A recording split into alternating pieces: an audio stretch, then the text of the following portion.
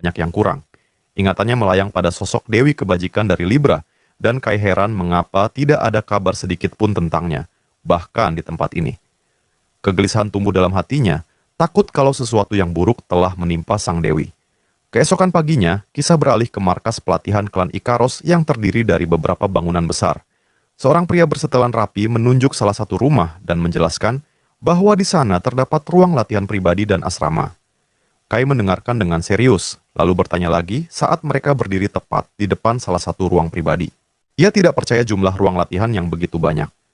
Pekerja klan itu menjawab bahwa setiap orang memiliki kemampuan berbeda, sehingga metode latihan pun tak bisa disamaratakan. Ia menambahkan bahwa Kai bisa meminta bantuan kapan saja jika membutuhkan sesuatu. Menoleh ke belakang, Kai melihat Max yang berdiri menunggu. Kai berkata bahwa ia berencana langsung masuk ke ruang latihan dan bertanya apa yang akan dilakukan Max sementara itu.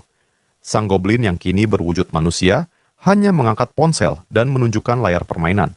Dengan santai, ia menjelaskan bahwa ia akan menghabiskan waktu dengan game itu. Kai sempat menebak bahwa game tersebut adalah Gold Run, lalu bertanya apakah Max benar-benar menyukainya. Max menjawab ringan, hanya agar dirinya tidak bosan. Sambil berjalan menjauh, Kai bergumam dalam hati bahwa temannya benar-benar kecanduan game Gold Run. Ia sendiri berniat memulai dengan latihan kekuatan otot. Suasana pun bergeser ke sebuah gym luas yang dipenuhi mesin-mesin latihan raksasa. Saat melangkah masuk, Kai terkejut melihat seorang pemburu wanita yang tengah berjuang mengangkat barbel dari dadanya. Seorang gadis berotot, penuh peluh, sedang melakukan set dengan beban yang luar biasa berat. Kai mendekat, kagum melihat tulisan angka di sisi barbel, 5 ton. Ia segera menyimpulkan bahwa gadis ini pasti seorang hunter jarak dekat yang sangat kuat, mungkin bahkan seorang tank. Tak lama, sang hunter meletakkan barbel itu kembali ke tempatnya. Dengan napas terengah, ia mengusap keringat dari wajah, lalu bangkit dari bench press. Elizabeth, itulah namanya, menatap Kai yang baru pertama kali ia lihat. Dengan nada waspada, ia bertanya apakah Kai pendatang baru, dan apa maksud kedatangannya. Kai menjawab jujur, ia hanya terkesima melihat latihan sekuat itu. Elizabeth terkekeh mendengar jawabannya, namun segera menegaskan dengan tatapan tajam bahwa sanjungan tidak akan bekerja padanya. Ia mengulurkan tangan, senang berkenalan denganmu. Kai menyambut tangannya, memperkenalkan dirinya, dan berkata, senang juga berkenalan denganmu. Namun tiba-tiba, cahaya terang menyala di antara mereka. Kai terbelalak, sementara senyum tipis muncul di wajahnya. Elizabeth sontak menarik tangannya kembali dengan mata membesar, lalu berkata dengan terkejut bahwa ini adalah pertama kalinya ia melihat seseorang yang lebih kuat darinya. Apa kau juga merupakan seorang pengguna sihir tipe petarung jarak dekat?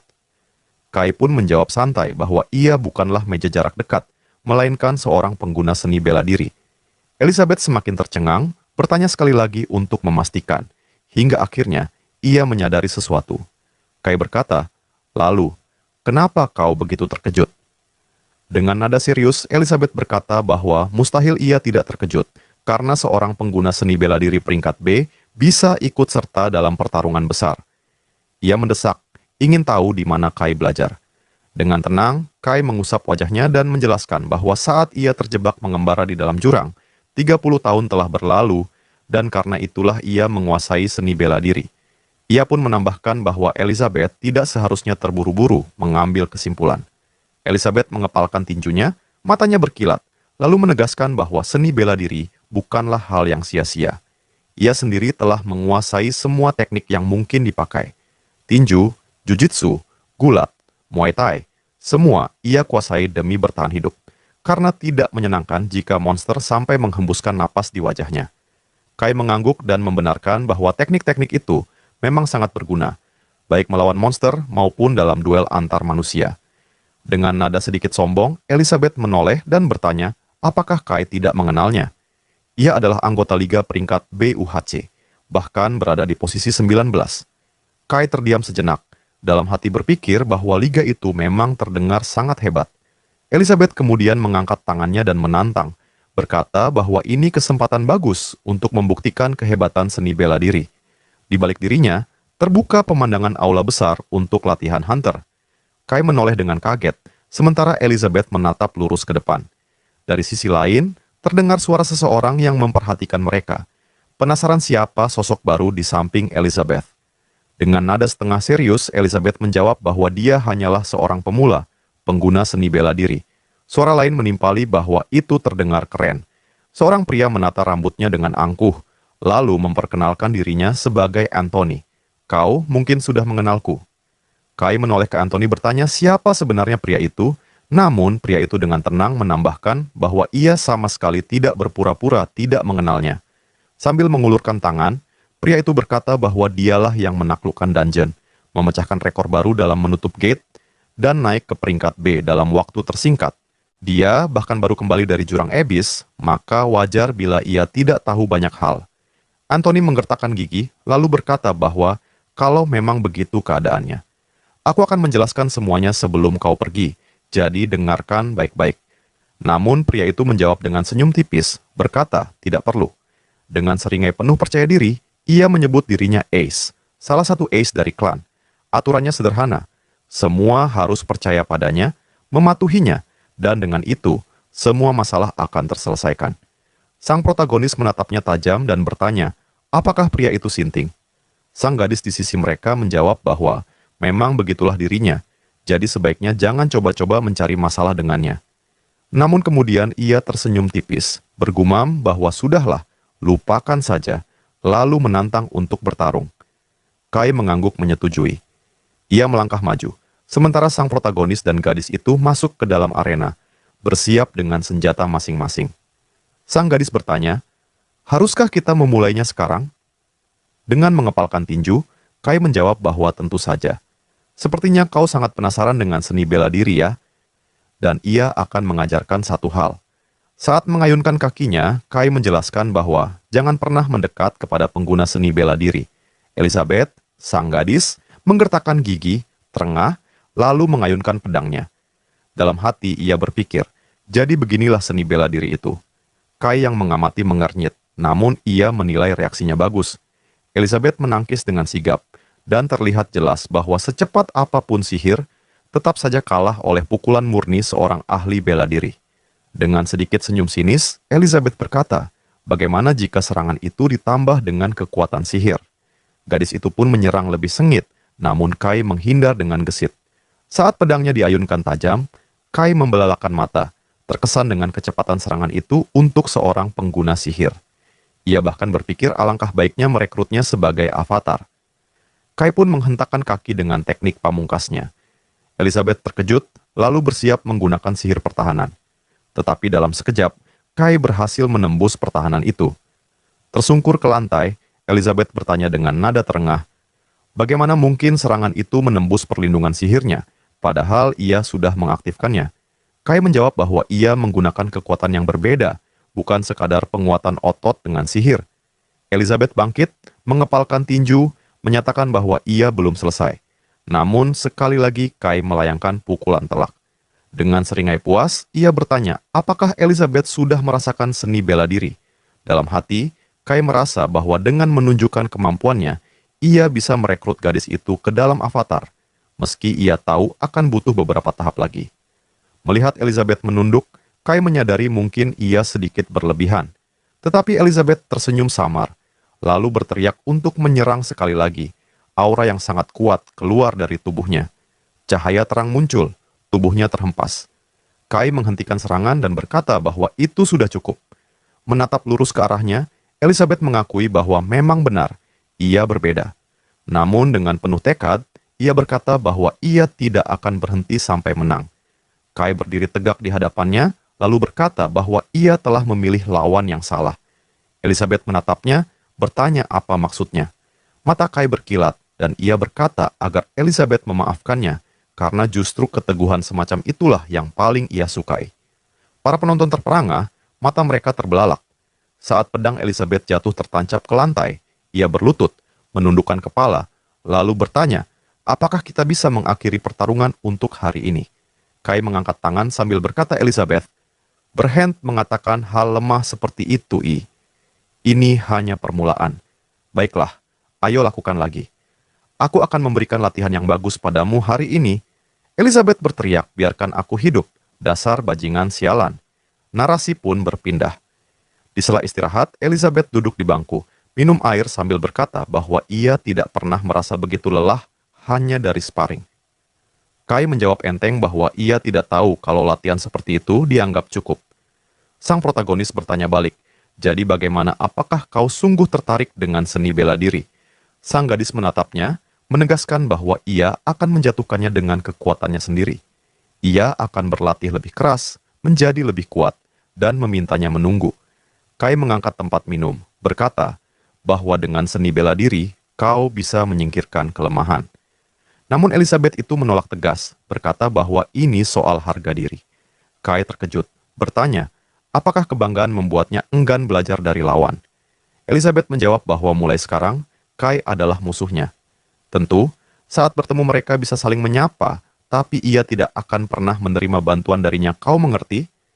Kai menanggapi dengan heran, sementara Elizabeth beranjak pergi.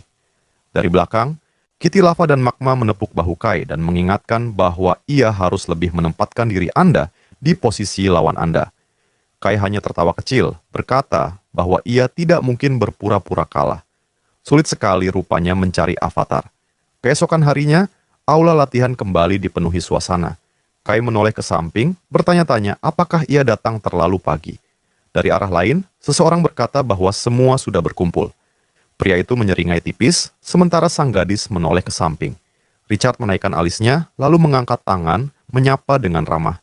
Kai bertanya, apakah ia juga telah bergabung dengan Ikaros?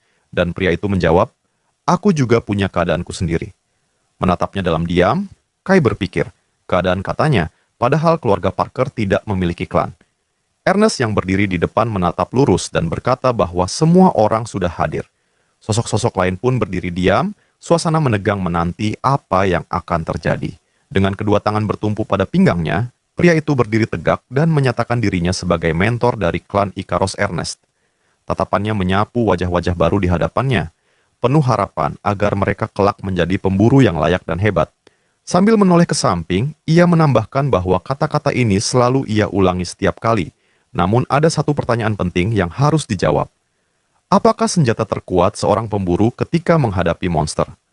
Menatap lurus ke depan, sang protagonis menjawab bahwa senjata itu adalah dirinya sendiri. Mendengar jawaban itu, sang mentor mengangguk dan berkata bahwa hal tersebut benar adanya. Sang instruktur berkata, sang protagonis yang sedang berlatih merenung dalam hati bahwa kekuatan sejati berasal dari keyakinan yang tak tergoyahkan pada diri sendiri. Tanpa keyakinan itu, tak ada satupun yang mungkin tercapai. Berkat keyakinan akan kemampuannya untuk terus berkembang, Kai mampu bertahan bertahun-tahun di dalam jurang kegelapan. Namun, pria berkacamata mata tersenyum miris, menganggap sang protagonis menjawab jawaban yang salah dengan begitu percaya diri. Sang instruktur menjawab bahwa Kai berkata benar.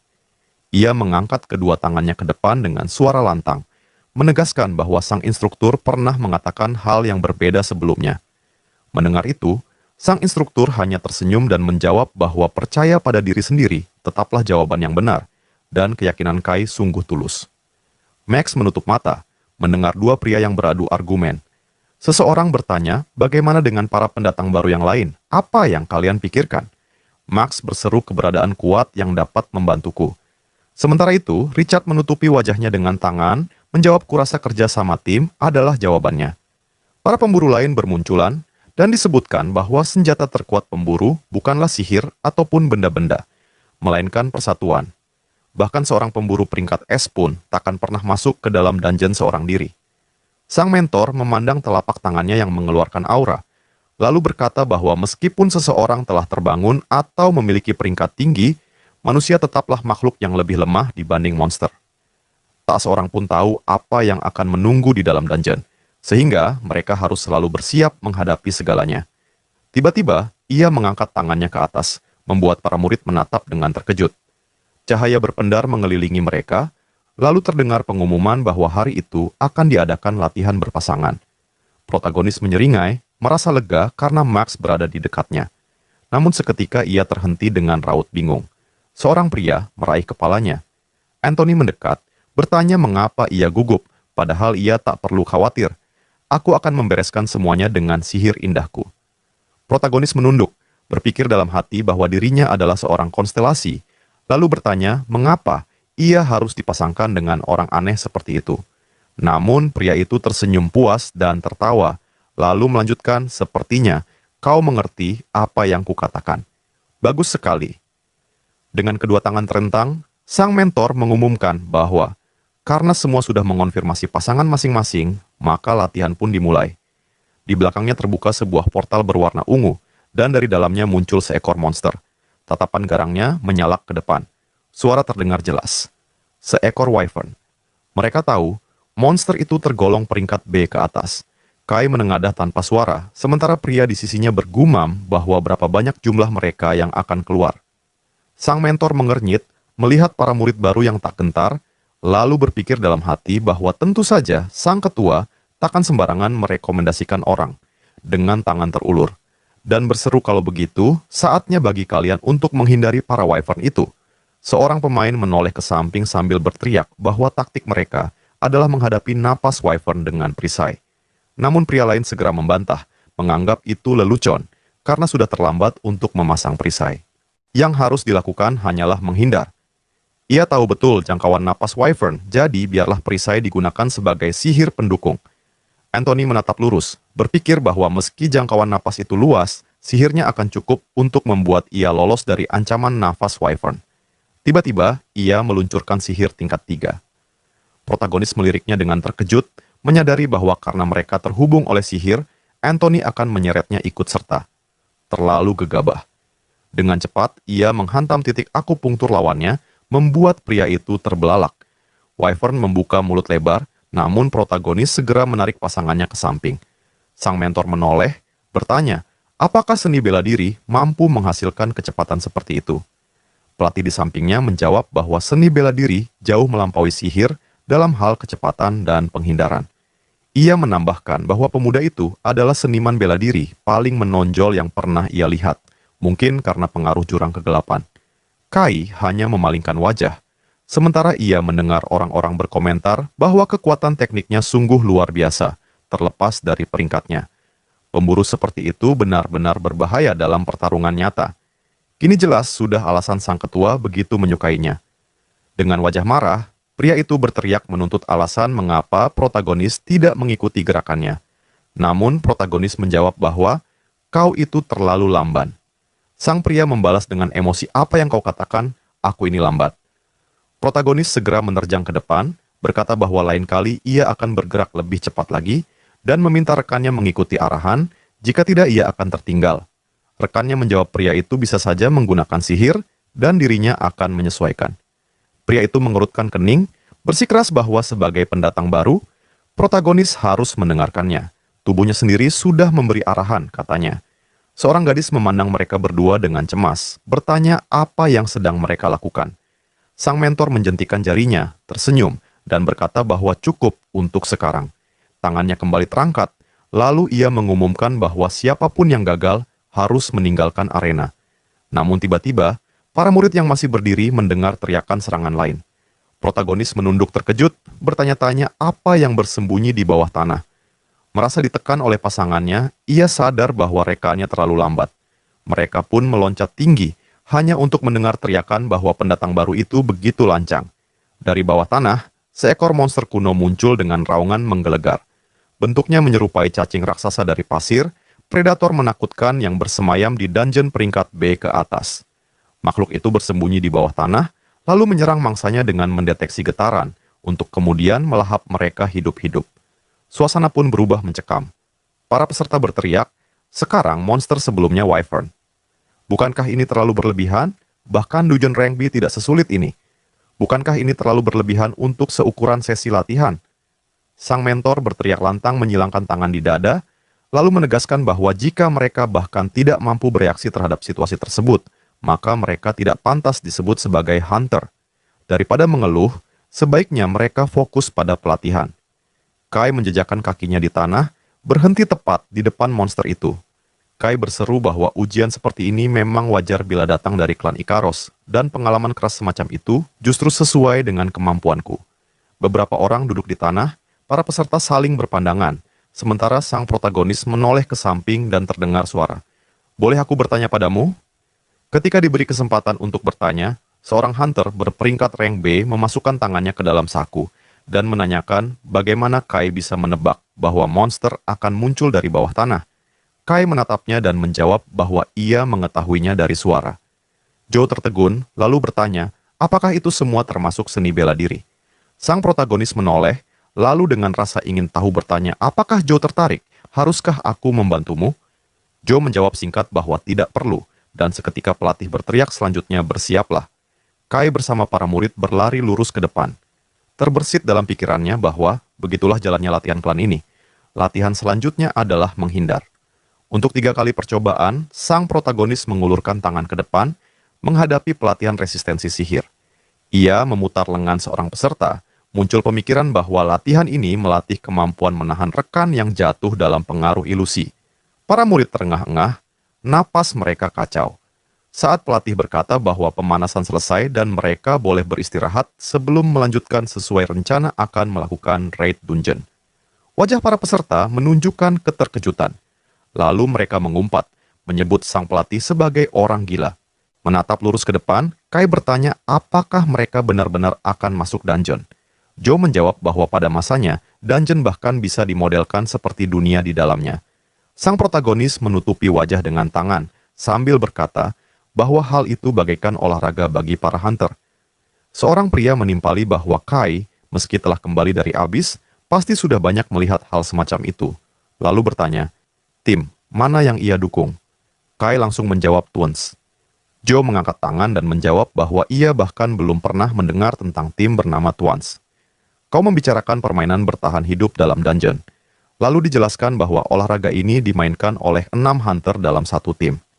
Muncul para atlet dan terlintas pikiran bahwa benar, persis seperti yang dikatakan Bill. Popularitas baseball dan sepak bola telah hilang dari dunia olahraga tim, digantikan oleh perburuan di dungeon yang kini menjadi nomor 1. Olahraga lainnya hanya tersisa secara formalitas. Mata sang protagonis berbinar, ia teringat bahwa dirinya juga seorang petarung jarak dekat. Sambil mempelajari kepribadian lawan, ia memperhatikan karakter pria itu. Sistem notifikasi muncul level 256, strength 302, agility 315, stamina 331, magic 320, intelligence 308. Berpikir bahwa ternyata ia lebih kuat dari perkiraannya. Kai menyentuh wajahnya dan berpikir bahwa benar, penampilan tidak bisa dijadikan patokan. Namun, bila ia ingin merekrutnya sebagai avatar, informasi mengenai keterampilan sangat dibutuhkan, dan jika tidak dapat melihatnya itu sungguh menyebalkan. Joe bertanya apakah Kai benar-benar bisa mengajarkan seni bela diri. Ia menambahkan bahwa hanya sedikit hunter yang mau berbagi pengetahuan mereka. Kai menjawab bahwa meskipun diajarkan, tanpa usaha keras tidak akan ada hasil. Dari 100 orang, mungkin hanya 1 yang bisa berhasil.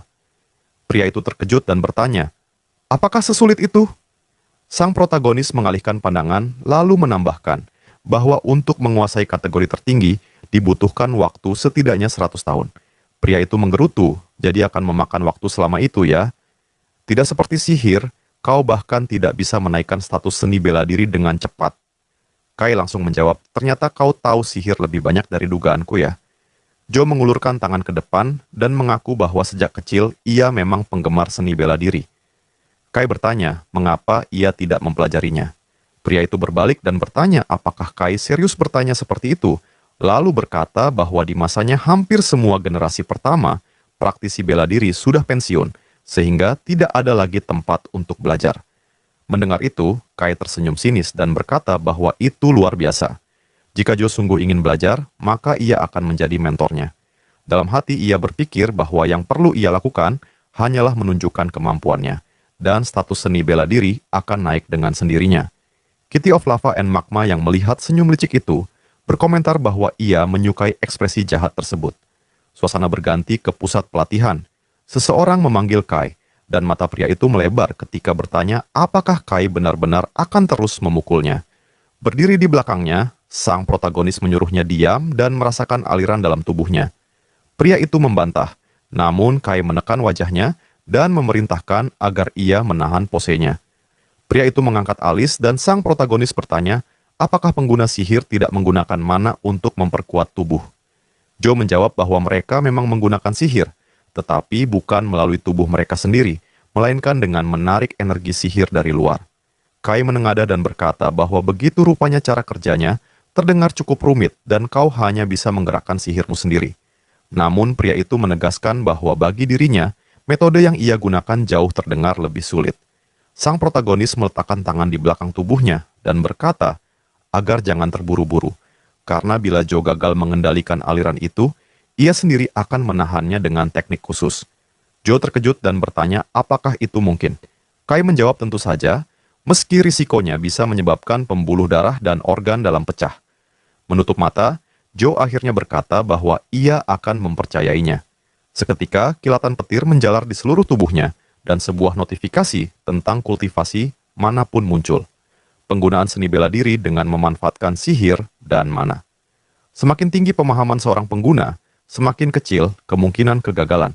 Sang protagonis menundukkan kepala, berpikir dalam hati. Ia tahu ini berisiko, namun tetap memilih mencobanya, karena menganggap mana dan energi dalam memiliki kesamaan. Untungnya, semuanya berjalan lancar. Berdiri dalam kuda-kuda, Joe bersuara keras, menyatakan bahwa konsumsi mana terasa sangat besar, hampir tidak masuk akal. Namun protagonis menjawab tegas bahwa inilah cara terbaik bagi seorang penyihir untuk menguasai seni bela diri. Tidak masalah jika konsumsi mana begitu tinggi, yang terpenting adalah pukulan itu berhasil dilancarkan dengan benar dan tepat. Joe kemudian mengulurkan tangannya ke depan. Ia mendapatkan keterampilan baru, sebuah pukulan yang diselimuti mana. Sebuah sistem kembali muncul, kekuatan itu memperkuat serangan, menggantikan energi dalam dengan sihir. Sama seperti sebelumnya, semakin tinggi pemahaman pengguna, semakin kecil pula peluang kegagalannya. Menoleh ke samping, Joe bertanya dengan wajah heran, apakah benar teknik itu berhasil, dan menjelaskan bahwa rasanya sungguh berbeda dari pukulan biasa.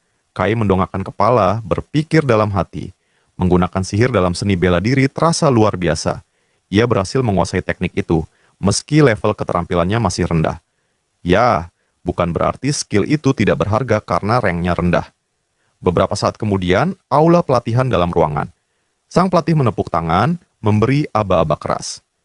Waktu istirahat sudah berakhir, semua harus bersiap untuk sesi latihan berikutnya. Memegang sebuah tablet di tangannya, pelatih menjelaskan dengan singkat tentang pelatihan yang akan dijalani. Aturannya sederhana. 6 orang akan membentuk satu kelompok, lalu masuk ke dalam dungeon. Tugas mereka adalah menyelesaikan dungeon itu dengan cepat dan seaman mungkin. Seorang peserta menggertakkan giginya. Dalam hati, ia bersumpah akan membuktikan dirinya di pelatihan ini. Ia yakin akan masuk ke dalam tim pertama. Sementara yang lain berpikir berbeda. Jika seorang pemburu sepertinya tidak dimasukkan ke tim utama, maka mereka yang menolaknya pasti akan menyesal. Menoleh ke samping, protagonis memperhatikan sorot mata yang dipenuhi keganasan. Joe menjelaskan bahwa di dalam klan mereka, hanya tim pertama yang diperbolehkan ikut bertempur di medan nyata.